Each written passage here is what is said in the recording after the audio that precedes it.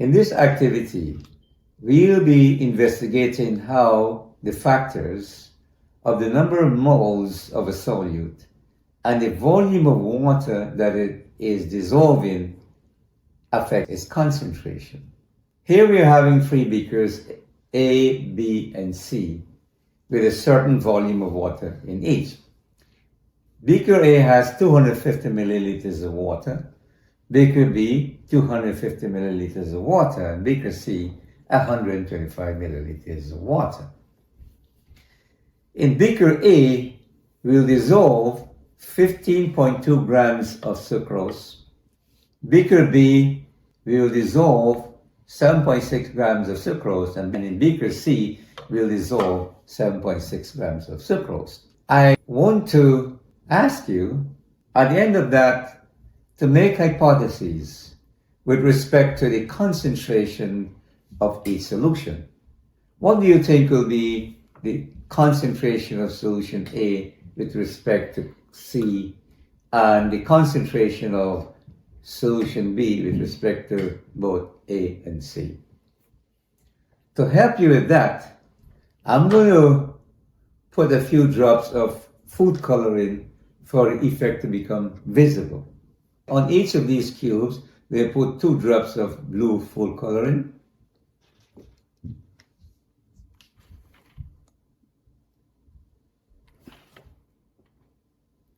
Okay.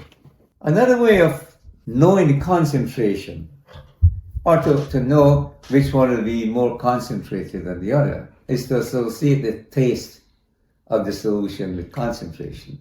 The one that tastes the sweetest means that it has a greater concentration of sugar inside. So which one do you think will taste the sweetest, and which one will taste the least sweet?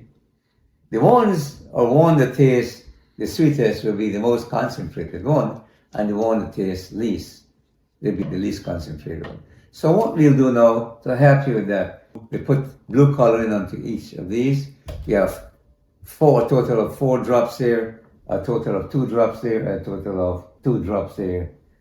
Okay, which is commensurate with the mass of the cubes. So put those inside there now, and we'll try to dissolve that. You can look at the intensity of the color and get an idea also about the relative concentration of each one of these. If one were to taste them too, you should be able to know the one that tastes the sweetest and the one that tastes the least sweetest. So I try to dissolve these. This activity or this video will be embedded in video 26 of the ones that we've done before, okay, in the audios, okay? Making your hypothesis. The number of particles of food coloring in each is commensurate with the number of sucrose particles there. And that should give you an idea about the concentration of each of these solutions. Make a comparison of the colors of each, and you should be able to say which one you think, or ones will have the highest concentration. Can't taste that because we don't trust these chemicals. The concentration has to do with the looks of the solutions, right? So what can we say about the concentration of A with respect to B? Definitely, they'd have 2 cubes of sugar inside dissolved, and that had 1. So we can say that this one here will be twice as concentrated as that. What about this dude here? How do we compare this one with that one? Of course, you will say that this one is more concentrated than that one. It's just as if you had that amount of sugar solution and you put that on your hot plate or something in your stove and you evaporated the water, this will transform into that. Or another case we can make is that this can be transformed into that one by adding water to it until it becomes like this. So if you tasted that before, you added water, and then you taste it afterwards, you find that this one here tastes less sweet than that one here. What about this one here compared to that one? If you look at the colors, if you can look at the intensity of the blue color here, you can see what? They're exactly alike. So using the intensity of color or the concentration of the blue coloring, we can say that this one here is having the same concentration as that one. Another way of showing you that is by doing this. Look, if I take this and pour half there and leave this half here, all three of these, look, all three of these will be identical. Okay? So, number of points to make are these. Okay? We'll say that the concentration of a solution is directly proportional to the number of moles of solute that is dissolved in the solution here. This one has 2 cubes, that has 1 cube, okay? Or this has twice the number of food coloring than that, and you can see the change in intensity of color, right? So we're saying that concentration here is directly proportional to the number of moles of solute dissolved. Look at this one here. You can see now that this one is twice as concentrated as that one because this has twice the volume of water with the same number of moles of sugar particles inside than that one. So we can say that in this case, the concentration of the solution is inversely proportional to its volume. So your task now is to find the real concentrations of each one of these. So you're given here the formula for that sucrose molecule here. So you're asked to find its molar mass. You know how to do that. You add up the molar masses of each of those elements there and add them up together. Then you find number of moles. You know the mass of each here. You can find number of moles using the mole triangle here. Number of moles equals the mass divided by its molar mass, which you found there. And then the concentration of each will be found by C is equal to N over V. You know the volumes here in milliliters. Divide each by 1,000 milliliters to change to liters, and you'll find the concentration. If you did that, you'll find that this one here will have the same concentration of that one here, and this one will have half the concentration of each of these here. Okay? But this video here has been embedded in video 26 of you are those that have done the calculation for which already in that. I've done the calculation for these already in video 26. Well, thank you for listening, and hope that was able to help you to understand the factors that affect the concentration. I have simulated here for you the activity that they just completed. Okay? So here are the 3 beakers with the solutions. In beaker A, you had 250 milliliters of water, total solution. Here too, and this is 125. We use 15.2 grams of sucrose in this one here with 4 drops of food coloring on this mass here. Here we use 7.6 grams of sucrose. I can see exactly half of that with 2 drops of food coloring, blue food coloring, and here the same mass now with 2 drops in 125 milliliters of solution. We are now required to calculate the concentration of each solution. And of course, before you make the calculations, make hypotheses about the relationship between the concentration of solution A and B, B and C and A. After you've made the calculations, you can see whether or not your hypotheses were right. So recall now that the concentration is equal to N over V. So what we're using here now, you see for the first time we're getting this triangle here. It's called a solution triangle now, right? We have 3 quantities there, number of moles, concentration, and volume.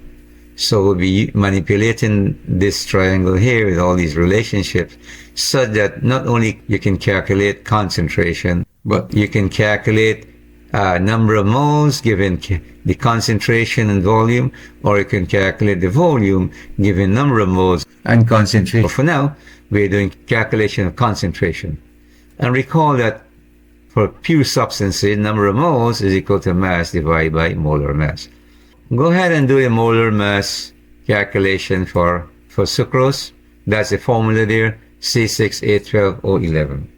You can pause the video, do it, and then come back and see whether you have it right. So do it now. Okay, this is the answer here. Here you're having 12 moles of carbon, just for you to reacquaint yourself with these things. So you take 12 moles times the molar mass of carbon, which is this. Here you're having 22 moles of hydrogen. Okay, 22 moles times the molar mass there. And then you have 11 moles of oxygen, 11 moles times the molar mass of oxygen it is. And it all adds up to give you that number of grams per mole of sucrose. Okay? Now we need to find the concentration. We know the mass in each case, and we know its molar mass. We just calculated molar mass. What that can give us? It can now give us N, number of moles in each case. So you take the mass for each and divide it by its molar mass in every case here, and then we know the number of moles inside here, and inside here, okay? And then we know the volumes, okay? That's the volume there, that's the volume there, and that's the volume there. Okay, then we can make use of that relationship here to calculate its concentration. So first of all, let's find number of moles. You do that. Pause the video. Let's see what you have. There's a number of moles there. Number of moles in this case. Number of moles in this case. Now to find the concentration, you take the number of moles and you divide by the volume in each case, right? Okay. So see what happens? It's similar to the one that we calculated at the beginning. If you said that this guy will be twice as concentrated as this guy, you're perfectly right. If you said that this one will be half as concentrated as that one, you're perfectly right, because the same number of moles, right, is in different volume. This, you have a larger volume here. And then you can see this here now is same as that.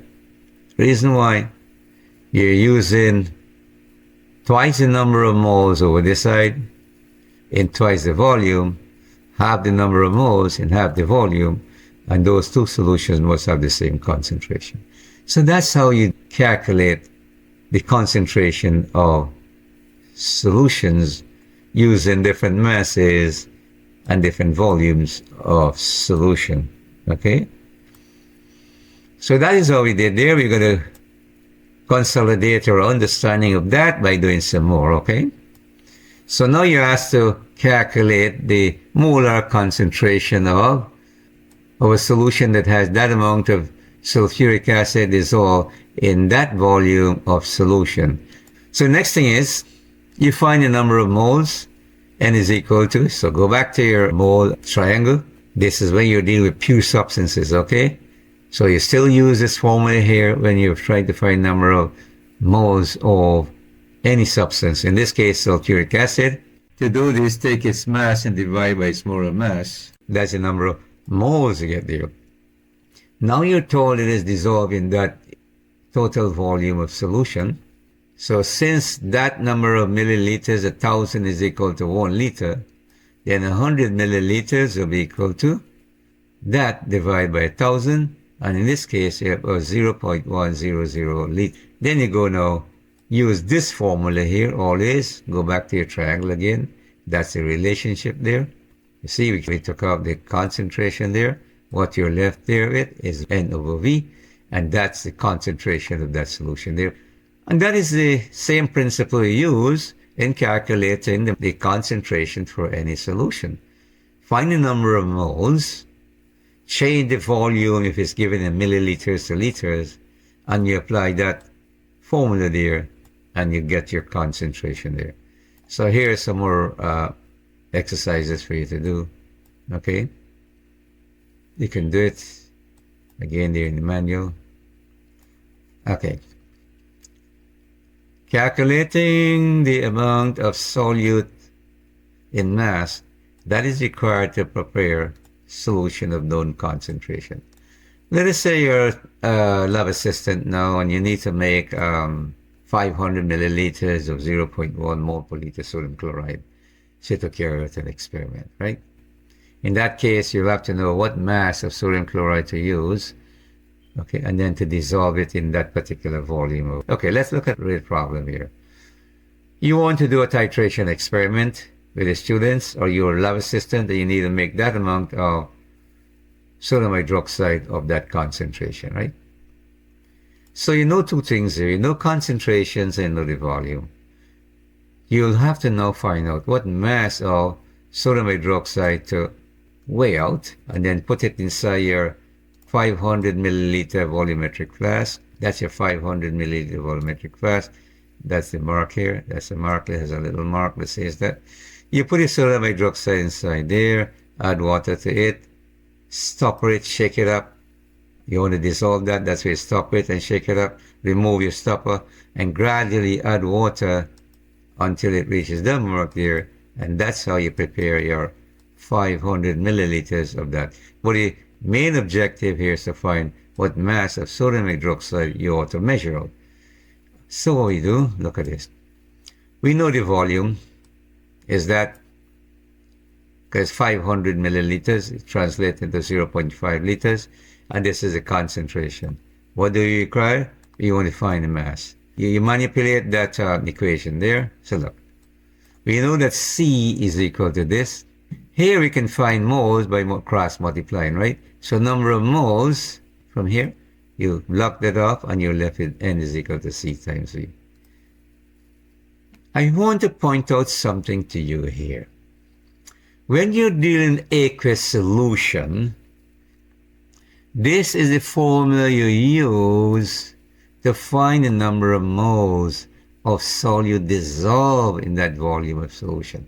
When you're dealing with pure substances, your number of moles you're not making a solution is equal to the mass of the substance divided by the molar mass of the substance. So note that distinction now. This is where kids get confused sometimes.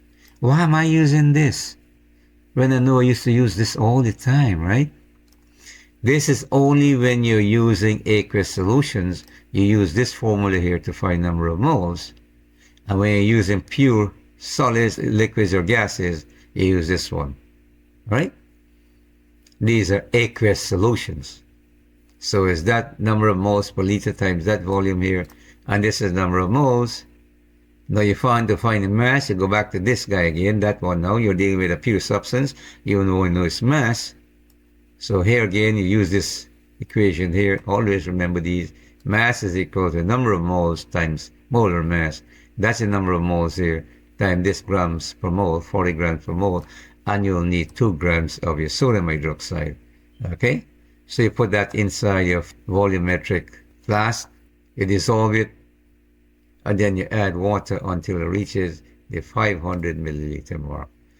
And you have some problems like that now, how you make up those solutions, okay?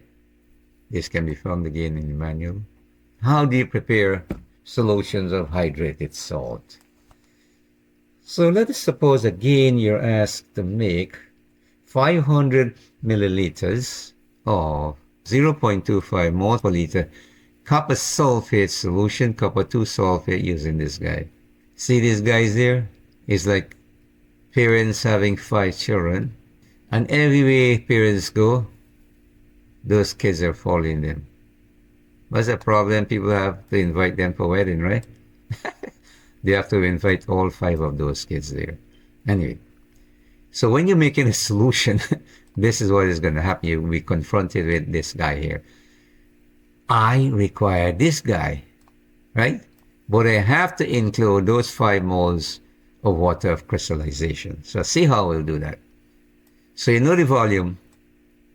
I know its concentration. Now when you find a mass of 1 mole of this, I told you this when we did calculating the molar mass, you will have to include these 5 guys here. They got invitation to go to a wedding, these must go too, all right? So let's see how many moles of these you have, okay? So let me show you something. If I have 1 mole of this guy, you'll have 5 moles of these. if I have half a mole of that now, what's going to happen? If I have half a mole of this, then I have to, this will be 2.5 moles here. See, if I have 1/5 mole of this, I'll have 1/5 mole of that, will be 1 mole of water. Proportionately, that is how these are reduced. Number of moles of all of these here will be equal to C times V. This is the concentration that we want to prepare, all right? And that volume there. So we have to make 0.125 moles of copper 2 sulfate, okay? But you have to include these guys when you calculate the number of moles, the molar mass of that along there. So the next thing you have to do is to find the molar mass of copper 2 sulfate pentahydrate. First of all, find the molar mass for the copper 2 sulfate. Then you add to that the mass of 5 moles of water. Let's review that quickly. In this you have 1 mole of copper. So that 1 mole of copper is there. You have 1 mole of sulfur, right, which is this. And you have 4 moles of oxygen, which turns out to be that. So this part here gives you the molar mass for copper 2 sulfate. Now we have to find the mass of 5 moles of water. Huh? So water has oxygen, which is 16, plus 2.2 grams for 2 moles of hydrogen there. But in all you have 5 moles. That's why this 5 here will multiply everything inside there. And that is the mass of 5 moles of water. So now to find what is it for 0.125 moles of copper 2 sulfate pentahydrate, multiply this by its molar mass.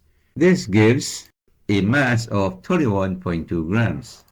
You take whatever mass you get, and then you put it inside, I'll show you how to do that here. So you put the crystals of your copper 2 sulfate inside here.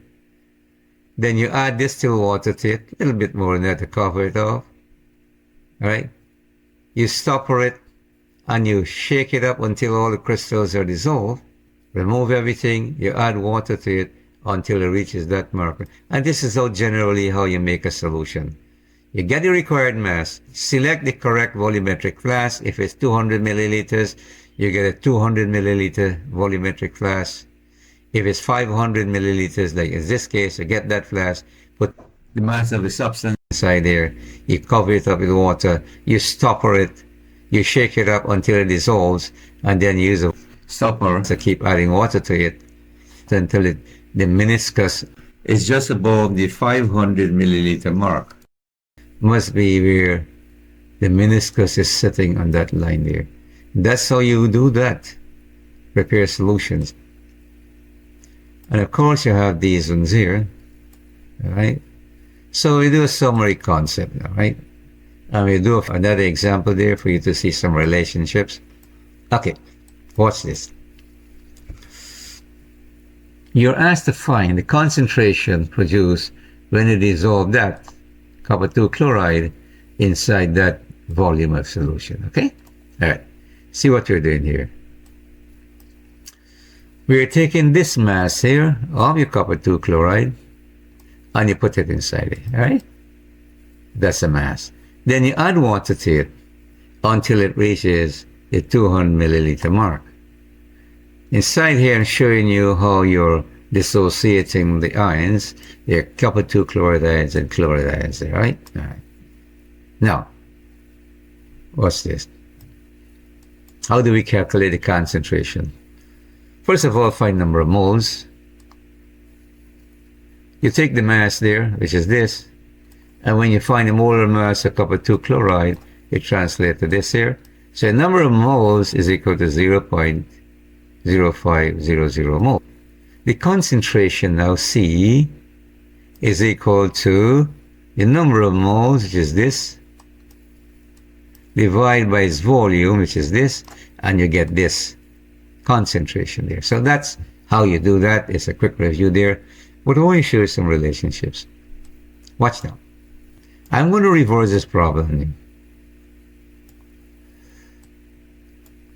I'm going to ask you now to calculate the mass of copper 2 chloride that is present in or required to make this solution. what amount is present in that solution there. You see this here? This is this problem. Look.